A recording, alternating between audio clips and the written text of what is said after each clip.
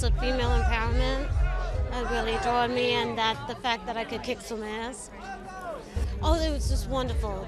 The women are wonderful, and so are the guys. But they were really wonderful. We all got along so well, so it was really nice experience. I play Renee Montoya. She's a detective of Gotham PD, and she's on the hunt for Roman Sionis, played by Ewan McGregor, and then she runs into Harley Quinn.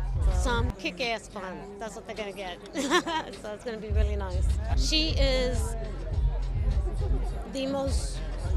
one of the most professional young actresses I've worked with, in front of and behind the camera. She was just amazing as an executive producer. She really was, and she was a true team player, and I really loved working with her.